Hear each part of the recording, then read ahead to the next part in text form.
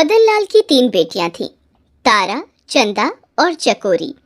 मदन लाल की बेटियां अभी छोटी ही थीं कि एक बीमारी के चलते उसकी पत्नी भगवान को प्यारी हो गई थी।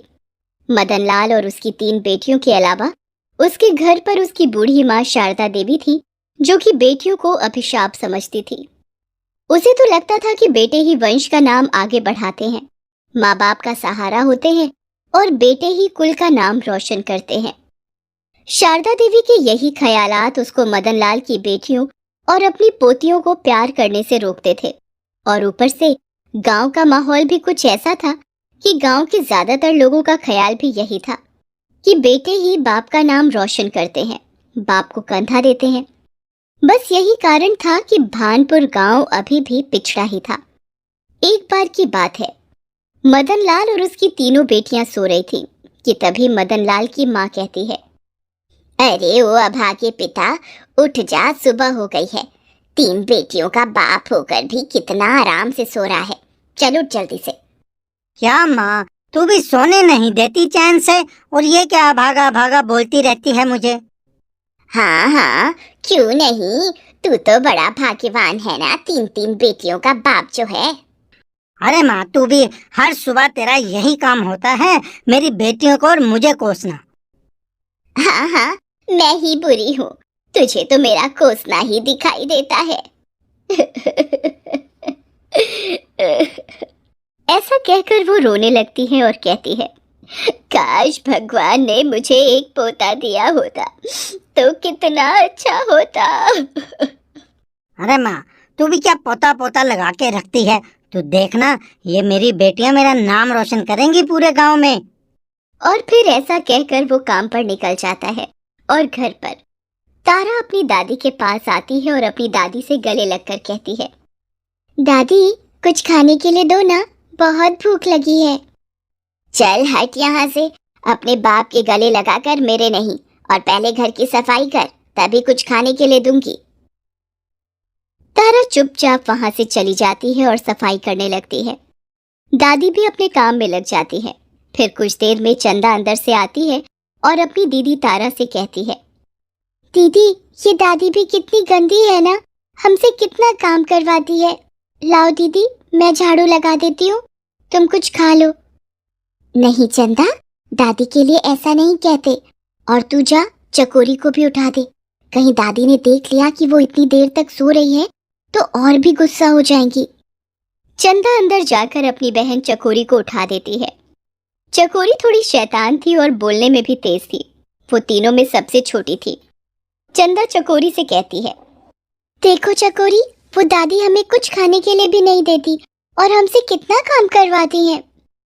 हाँ चंदा, तू कहती तो ठीक ही है, पर क्या करें, हम कुछ कर भी नहीं सकते। तारा दीदी हमें कुछ करने नहीं देती, वरना मैं बताती इस दादी को जो पोते के लिए हमेशा ही रोती रहती हैं। छोड़ न चकोरी, चल चलते हैं, दादी की कुछ मदद करते हैं घर के कामों में।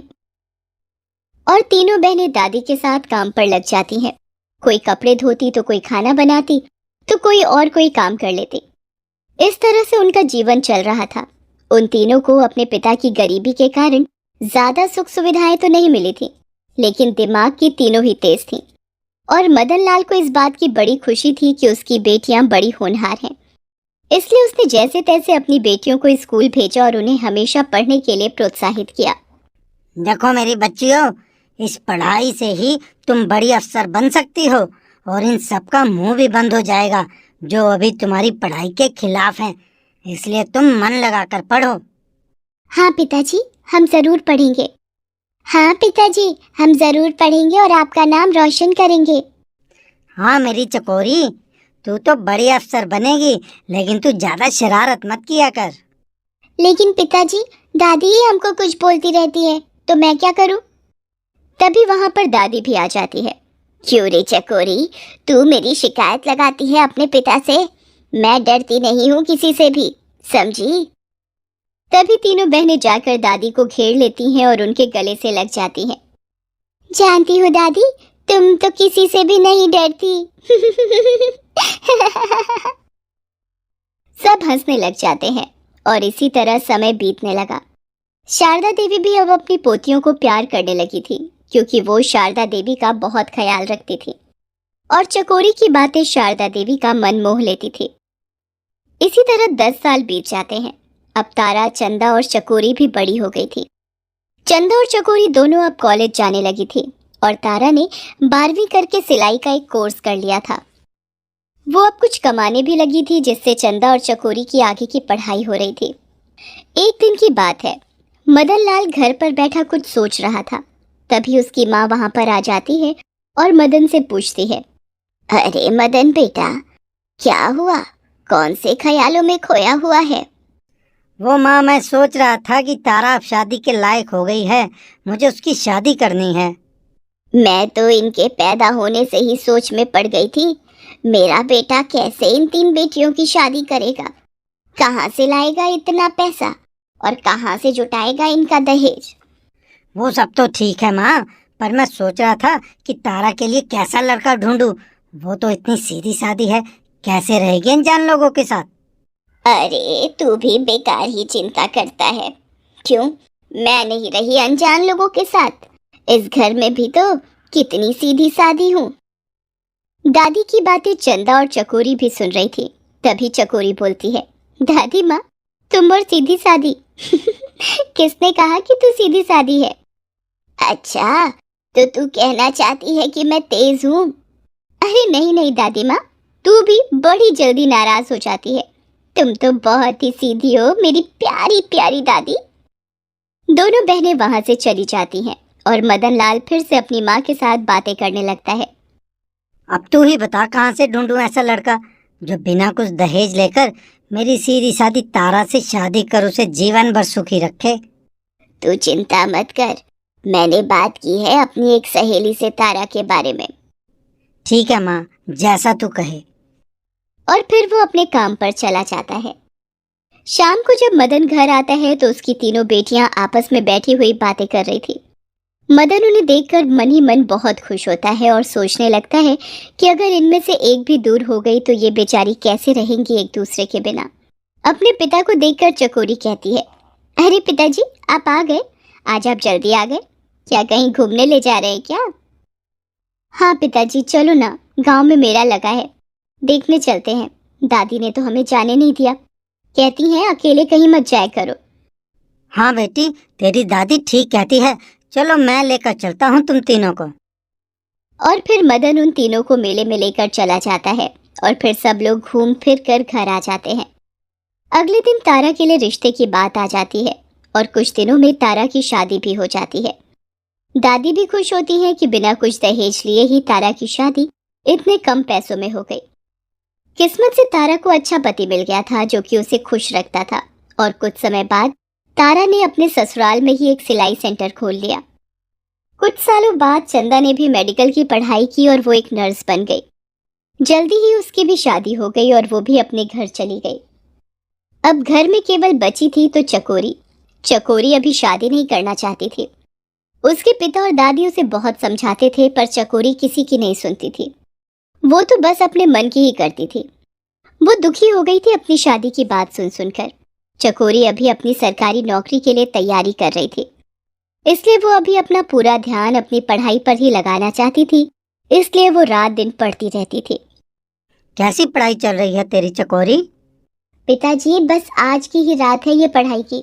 कल सुबह ही मेरा एग्जाम है, उसके बाद आपकी बेटी की सरकारी नौकरी पक्की। हाँ बेटी, तुझे जरूर सफलता मिलेगी। पिताजी, ये सब आपके ही आशीर्वाद और त्याग की वजह से हुआ है। आपने सारे गांव से लड़कर भी हम बहनों को पढ़ने से नहीं रोका और उसी का नतीजा है जो आज तारा दीदी ने अपना सिलाई सेंटर खोला है और चंदा भी नर्स बन गई। चल बेटी, अब सो जा, कल सुबह तुझे परीक्षा भी तो देनी है। चकोरी सोने चली जाती है और अगली सुबह वो जल्दी से उठकर अपने पिताजी और दादी का आशीर्वाद लेकर एग्जाम देने के लिए चली जाती है। चकोरी का एग्जाम बहुत अच्छा होता है। शाम को जब वो घर आती है तो देखती है कि मदन लाल को तेज बुखार हो गया था और खांसी भी आ रही थी। अपने पिताजी की ऐसी हालत देखकर चकोरी और उसकी दादी घबरा जाते हैं। अरे पिताजी, क्या हुआ आपको? आप इतना खांस क्यों रहे हो? हाँ बेटा, क्या हुआ तुझे? मदन कुछ नहीं कहता और बिस्तर पर लेट जाता है। चलो पिताजी, मैं तुम्हें डॉक्टर के पास ले जाती हूँ। अरे नहीं बेटी, मुझे कुछ नहीं हुआ, बस जरा सा बुखार और खांसी है। तू दुकान से दवा ले आ, उसी से मैं ठीक हो जाऊंगा। हे भगवान, आज मेरा पोता होता तो अपने बाप को तुरंत अस्पताल ले जाता। उसे इस उम्र में भी इतना काम नहीं करना पड़ता। चकोरी को अपनी दादी की ये बात सुनकर बहुत बुरा लगता है, पर फिर भी वो भाग कर जाती है और अपने पिताजी के लिए दवा ले आती है। मदन दवा खाकर सो जाता है। रात हो जाती है। अचानक फिर से मदन की तबीयत खराब हो जाती है और उसे अस्पताल ले जाना पड़ता है। चकोरी अपने पिताजी को अस्पताल ले जाती है, जहां पर उसकी बड़ी बहन चंदा नर्स थी। चंदा सारे इंतजाम कर देती है और मदन लाल का इलाज शुरू हो जाता है। अगले ही दिन तारा भी अपने पति के साथ वहां आ जाती है। उन्हें देखकर मदन लाल और चकोरी को भी थोड़ा हौसला हो जाता है। फिर जल्दी ही मदन लाल ठीक होने लगता है और कुछ ही दिनों में वो ठीक होकर अपने घर चला जाता है। एक दिन मदन लाल घर पर अकेला बैठा हुआ था। वो अपनी माँ को आवाज देता है। माँ, चकोरी कहाँ है? दिखाई नहीं दे रही है सुबह से। बेटा, मुझे तो वो कुछ बताती नहीं है। हवा की तरह आती है और हवा की तरह चली जाती है। तभी घर में तारा, चंदा और चकोरी तीनों आ जाती हैं और मदन लाल के सामने खड़ी हो जाती हैं। मदन लाल अपनी तीनों बेटियों को देखकर बहुत खुश होता है। चकोरी, तू कहाँ थी बेटी सुबह से? वो तेरी बहनें आने वाली है, तूने बताया ही नहीं। ये सब आपको तोहफा देने का प्लान था चकोरी का पिताजी, इसलिए। तोहफा? क्या तोहफा बेटी? पिताजी, चकोरी की सरकारी नौकरी लग गई है और वो भी बड़ी अफसर बन गई है। मदन लाल की आंखों में खुशी के आंसू आ जाते हैं और वो अपनी माँ को कहता है। देख माँ, जिनकी वजह से तू मुझे हमेशा कोसती रहती थी, उन्होंने ही आज मेरा नाम रोशन कर दिया है।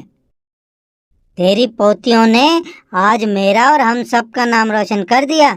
जरूरी नहीं कि बेटा ही खानदान का नाम रोशन करे, बेटियां भी कर सकती हैं। आज मुझे फक्र है कि मैं इन 3 बेटियों का बाप हूँ। भगवान ऐसी बेटियां सबको दे। मुंबई में विश्वनाथ अपनी पत्नी मालती और 2 बेटियों के साथ रहता था। बड़ी बेटी साधना कॉलेज में तो छोटी बेटी राधा 10वीं कक्षा में पढ़ती थी। विश्वनाथ एक टैक्सी ड्राइवर था। वो अपनी दोनों बेटियों को पढ़ा लिखा कर कामयाब बनाना चाहता था। एक दिन विश्वनाथ थका हारा घर लौटा तो साधना ने उससे कहा, पापा आ गए आप, लीजिए पानी, आप नहा लीजिए, तब तक मैं बढ़िया सी चाय बनाकर लाती हूँ। और मैं आपके लिए पकौड़े बनाती हूँ, एकदम गर्मा गर्म। वाह, किस्मत हो तो ऐसी। तुम दोनों को देखते ही सारी थकान उतर जाती है मेरी। वैसे तुम लोग क्यों करोगी ये सब? तुम्हारी माँ कहाँ है? माँ कांता चाची के घर गई हैं, शाम हो जाएगी उन्हें आते आते। अच्छा बेटा, घर के काम करने की तुम दोनों को कोई जरूरत नहीं। खूब मन लगाकर पढ़ाई किया करो बस। मैं तुम दोनों को कामयाब होते देखना चाहता हूँ। बस जल्दी से मेरा ये सपना पूरा हो जाए, वरना इस बूढ़े शरीर का क्या भरोसा, कब साथ छोड़ दे। पापा, ऐसी बातें मत किया कीजिए आप। आपको कभी कुछ नहीं होगा। हम आपके बिना कुछ भी नहीं है पापा। नहीं बेटा, मेरी एक बात हमेशा याद रखना, कभी हिम्मत मत हारना, चाहे मैं तुम्हारे साथ हूँ या नहीं। अच्छा पापा, ये सब छोड़िए और ये बताइए, आपको अपना प्रॉमिस तो याद है ना? कौन सा प्रॉमिस बेटा?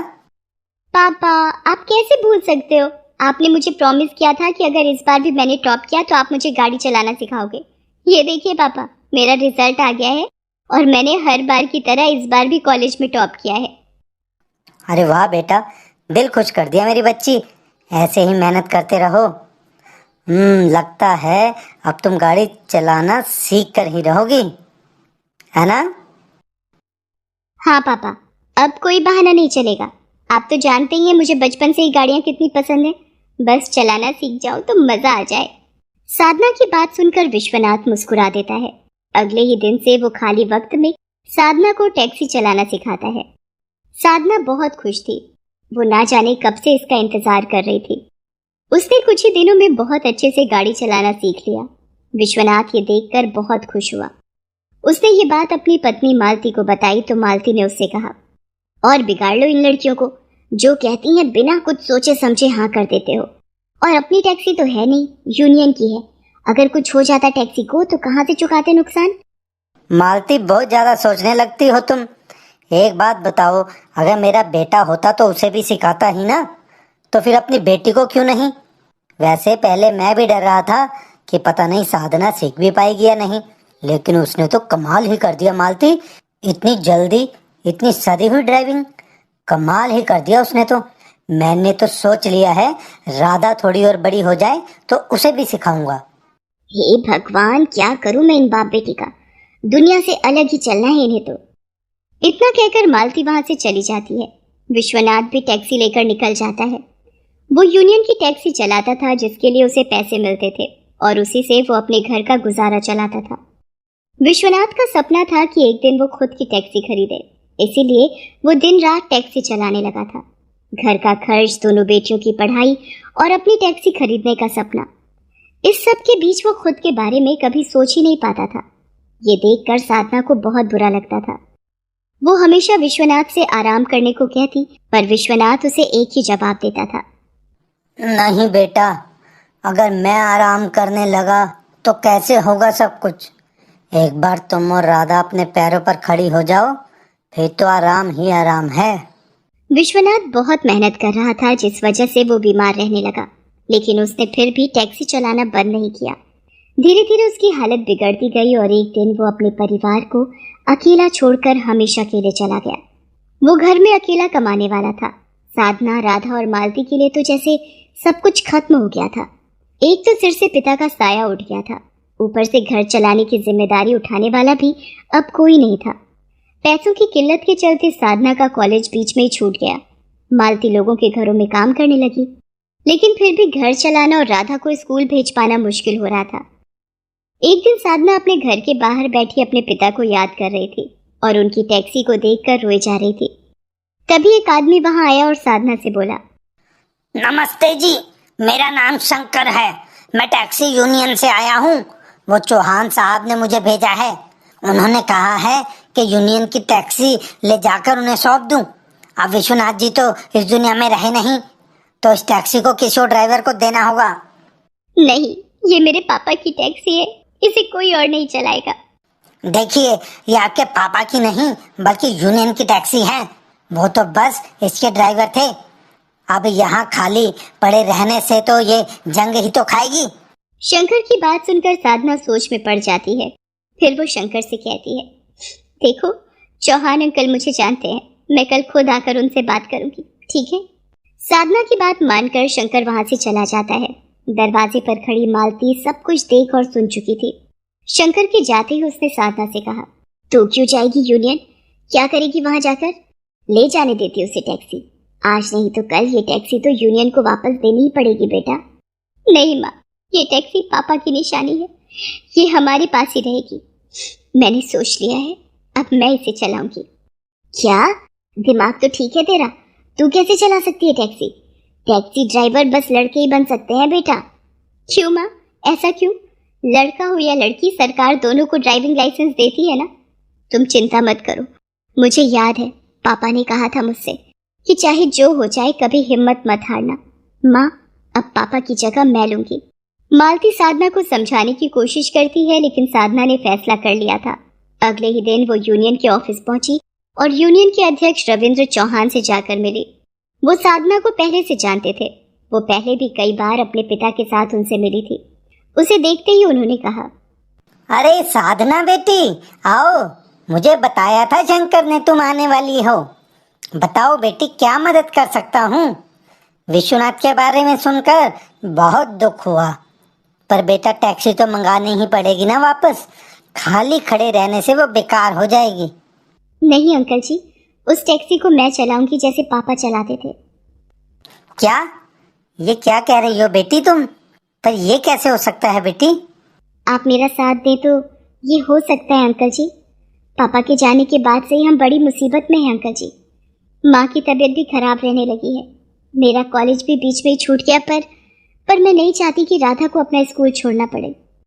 बेटी मैं समझता हूँ, पर तुम टैक्सी कैसे चलाओगी? पापा ने मुझे गाड़ी चलाना सिखाया था अंकल जी। मेरे पास ड्राइविंग लाइसेंस भी है। आप मेरी ड्राइविंग का टेस्ट ले लीजिए, उसके बाद आप जैसा कहेंगे मैं मान लूंगी। साधना की बात मानकर चौहान जी उसका ड्राइविंग टेस्ट लेते हैं। वो हर तरह से साधना को परखते हैं। फिर साधना से कहते हैं, वाह बेटी, तुमने तो बहुत अच्छे से ड्राइविंग सीखी है। एक अच्छा ड्राइवर होने की सारी बारीकियां जानती हो तुम। तुम्हें देखकर सच में ऐसा लगा मानो विश्वनाथ के साथ ही गाड़ी में बैठा हूँ। बेटी, मैं तुम्हारी उम्मीद नहीं तोड़ूंगा। मैं तुम्हें इजाजत देता हूँ। साधना अगले ही दिन से अपने पिता की टैक्सी चलाने लगती है। यूनियन की यूनिफॉर्म पहने और टैक्सी चलाते देखकर कई लोग उसका मजाक उड़ाते हैं, लेकिन साधना ने किसी पर ध्यान नहीं दिया। ऐसे ही कई दिन गुजर गए। साधना ने अब अपने परिवार को अच्छे से संभाल लिया था। राधा का स्कूल नहीं छूटा और उसकी माँ मालती को भी आराम मिलने लगा था। एक दिन साधना को घर लौटते हुए थोड़ी देर हो गई।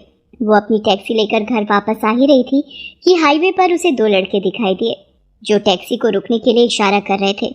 उन्हें देखकर साधना ने टैक्सी रोकी और उनसे बोली, जी सर, बताइए कहाँ जाना है आपको? टैक्सी एक लड़की को चलाते देखकर वो दोनों लड़के चौंक गए। वो दोनों नशे में थे। साधना को देखते ही वो एक दूसरे को देखकर मुस्कुराए और फिर उनमें से एक साधना से बोला, अरे मैडम, इतना हसीन मौसम है, आप जहाँ ले जाएंगी हम वहाँ चल देंगे आपके साथ। फिर वो दोनों लड़के जोर जोर से हंसने लगे। साधना उन दोनों की नीयत समझ चुकी थी। उसने तुरंत अपनी टैक्सी स्टार्ट की और बिना कोई जवाब दिए वहां से निकल गई। पहली बार उसे डर लग रहा था। थोड़ी ही देर में घर पहुंची। उसे परेशान देखकर उसकी छोटी बहन राधा ने उससे कहा, दीदी कुछ हुआ क्या? मुझे बताओ। माँ कहाँ है? उनके सिर में दर्द था तो सो गई। आप बिल्कुल चिंता मत करो, बताओ ना क्या बात है। साधना रोने लगती है और राधा को सारी बात बताती है। राधा उसके आंसू पोंछती है। फिर वो साधना से कहती है, दीदी ये तो एक ना एक दिन होना ही था। मुझे आप पर पूरा भरोसा है दीदी। पापा ने हमें अपनी बेटी नहीं बेटों की तरह पाला है। अगर आप टैक्सी चला सकती हो तो उन जैसे बदतमीज लड़कों को धूल भी चटा सकती हो। राधा की बातों से साधना को हिम्मत मिलती है। अगले ही दिन वो जूडो कराटे की क्लास ज्वाइन कर लेती है। पूरा दिन वो टैक्सी चलाती और फिर शाम को जूडो कराटे सीखकर अपनी सुरक्षा के लिए वो खुद को तैयार करने लगी। कुछ महीनों बाद वो फिर से उसी हाईवे से वापस घर आ रही थी। रात होने ही वाली थी। वही लड़के एक बार फिर उसे दिखाई देते हैं। वो दूर से ही साधना को पहचान लेते हैं और टैक्सी रोकने का इशारा करते हैं। साधना इस बार भी टैक्सी रोकती है। इस बार वो लड़के कुछ कहने के बजाय सीधे टैक्सी के अंदर आकर बैठ जाते हैं और उनमें से एक साधना से कहता है, आज तो फंसी गई मैडम, उस दिन तो फुर हो गई थी। चलो अब हम जहाँ चलने को कहते हैं चलती जाओ, वरना जानती हो ना क्या कर सकते हैं हम तुम्हारे साथ। साधना हंसने लगती है। ये देखकर उन लड़कों को गुस्सा आ जाता है। उनमें से एक साधना की तरफ बढ़ता है तो साधना तुरंत ही उसकी गर्दन दबोच लेती है। वो छटपटाने लगता है। दूसरा लड़का भी साधना पर हमला करता है तो साधना उसे एक जोरदार थप्पड़ मारती है। फिर वो दोनों को गाड़ी से बाहर निकालती है और सड़क पर ही उनकी खूब पिटाई करने लगती है। दोनों साधना से लड़ने की कोशिश करते हैं, लेकिन साधना उन्हें कोई मौका नहीं देती। रास्ते से गुजरने वाला हर कोई ये देखकर हैरान था। लोग इस नज़ारे का वीडियो बनाने लगे और सोशल मीडिया पर शेयर करने लगे। साधना की मार से उन दोनों लड़कों का बुरा हाल हो चुका था। साधना ने उन दोनों को पुलिस के हवाले कर दिया। साधना के वीडियो सोशल मीडिया पर वायरल होने लगे और साधना हर जगह मशहूर हो गई। न्यूज़ चैनल्स उसके इंटरव्यू करने लगे। ये देखकर उसमें और हिम्मत आ गई। फिर उसने चौहान जी की मदद से एक नई टैक्सी यूनियन की शुरुआत की, जहां टैक्सी चलाने वाली सारी ड्राइवर लड़कियां या फिर औरतें थीं। वो उन सभी को अपनी आत्मरक्षा के लिए खुद ट्रेनिंग देती थी। ये एक अनोखी पहल थी जो धीरे धीरे हर तरफ